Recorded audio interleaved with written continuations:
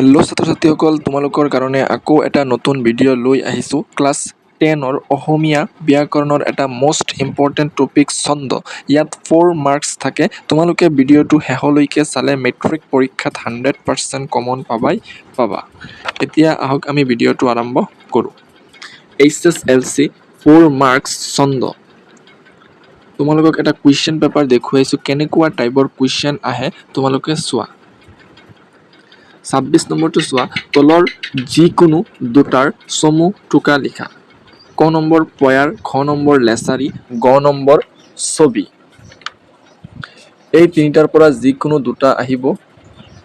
এটাত থাকিব 2 মাৰ্ককৈ থাকিব, দুটাত 4 মাৰ্ক থাকিব। তোমালোকে এতিয়া কুৱেশ্যন আনচাৰখিনি চোৱা।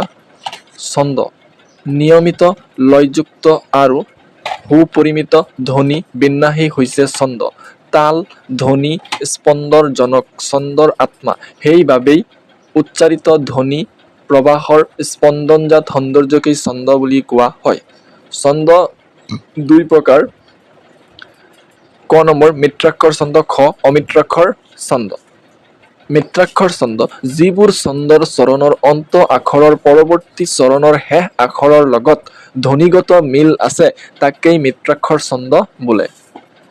যেনে দুখীয়াৰ ভগা পজা, একোখনি তীৰ্থ তাত, এশোখনি পুণ্যৰ আশ্ৰম, মৰিলে পুনৰ আহি দুখীয়া শেষত মোক লওঁ যেন পুনৰ জনম।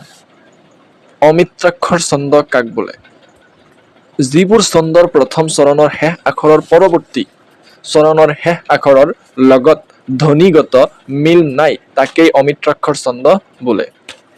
যেনে ঐ অনৱগুণ্ঠিতা ফুল্ল শিখৰিণী, ৰঞ্জী মণিকৰ্ণিকাৰ হৰিত মেখেলা, আশা শুবি সুখ বেহে কৰি সুশোভিত, লৌহিত্যৰ তীৰভূমি শ্যামল বননি।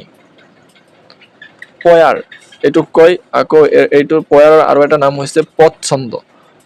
পয়াৰ ছন্দত প্ৰতি চৰণত 14টাকৈ অক্ষৰ থাকে। চৰণে প্ৰতি দুটাকৈ পৰ্ব থাকে। প্ৰথম পৰ্বত 8টা আৰু দ্বিতীয় পৰ্বত 6টা অক্ষৰ থাকে। প্ৰথম চৰণৰ শেষ আখৰৰ লগত দ্বিতীয় চৰণৰ শেষ আখৰৰ ধ্বনিগত মিল আছে। যেনে প্ৰথমে প্ৰণামো ব্ৰহ্মৰূপী সনাতন, সৰ্ব অৱতাৰৰ কাৰণ নাৰায়ণ, ঢোলৰি। এইবিধ ছন্দৰ স্তৱকত দুটাকৈ চৰণ থাকে। প্ৰত্যেক চৰণত 3টাকৈ পদ থাকে। প্ৰথম, দ্বিতীয়, চতুৰ্থ আৰু পঞ্চম পৰ্বত 8টাকৈ অক্ষৰ থাকে। তৃতীয় আৰু ষষ্ঠ পৰ্বত 6টাকৈ অক্ষৰ থাকে। যেনে পাছে ত্ৰিনয়ন দিব্য উপবন, দেখিলন্ত বিদ্যামান, ফুল ভৰি জকমক কৰি আছে য'ত বৃক্ষমান কীৰ্তন। ছবি, প্ৰত্যেক স্তৱকত দুটাকৈ চৰণ থাকে। চৰণ প্ৰতি 3টাকৈ পৰ্ব থাকে। প্ৰথম, দ্বিতীয়, চতুৰ্থ আৰু পঞ্চম পৰ্বত 8টা অক্ষৰ থাকে। তৃতীয় আৰু ষষ্ঠ পৰ্বত 10টা অক্ষৰ থাকে আৰু ইহঁতৰ অন্ত আখৰৰ ধ্বনিগত মিল আছে। ভগৱন্ত ভক্তিযুক্ত পুৰুষৰ আত্মৰাম, মাধৱৰ প্ৰসাদে মিলয়, কৃষ্ণৰ কৃপাতে জানা, গুচয় সংসাৰ বন্ধ, এহি মানে গীতাৰ নিৰ্ণয়, নামঘোষা। লেচাৰী, প্ৰত্যেক স্তৱকত দুটাকৈ চৰণ আছে। প্ৰথম, দ্বিতীয়, চতুৰ্থ আৰু পঞ্চম পৰ্বত 10টাকৈ আৰু তৃতীয় আৰু ষষ্ঠ পৰ্বত 14টাকৈ আখৰ আছে। যেনে শ্ৰীমন্ত শংকৰে প্ৰকাশিলা গোবিন্দৰ গুণ গাই যশ, জগতৰ লোকে পৰম আনন্দে গাৱে, হেনয় শংকৰে গুৰু বিনে কমন কাৰণে আনজনে, লোকৰ মাজত আপুনি গুৰু বোলাৱে মাধৱদেৱ। ঝুমুৰা, এই স্তৱকত 4টা চৰণ থাকে। প্ৰত্যেক চৰণত দুটাকৈ 4 মাত্ৰাৰ বা অক্ষৰৰ পৰ্ব থাকে। প্ৰত্যেক চৰণৰ অন্ত আখৰৰ মিল আছে। যেনে হেন শুনি জাম্বৱন্ত, দাইলা মহা বলৱন্ত, নিচিনা স্বামীক পাছে, ধৰিলন্ত যুদ্ধ কাছে। জোনা, একাৱলী, দুটা চৰণৰ দুটাকৈ পৰ্ব থাকে। প্ৰত্যেক চৰণৰ 11টাকৈ অক্ষৰ আছে। প্ৰথম চৰণত 6টি আৰু দ্বিতীয় চৰণত 5টি অক্ষৰ থাকে। দুয়ো চৰণৰ শেষত মিল আছে। যেনে গোপাল, গোবিন্দ, যদু নন্দন, কৃষ্ণৰ চৰণে লৈলো শৰণ, মাধৱদেৱ। কুসুম মালা দীৰ্ঘজোনা, দুটা চৰণ থাকে।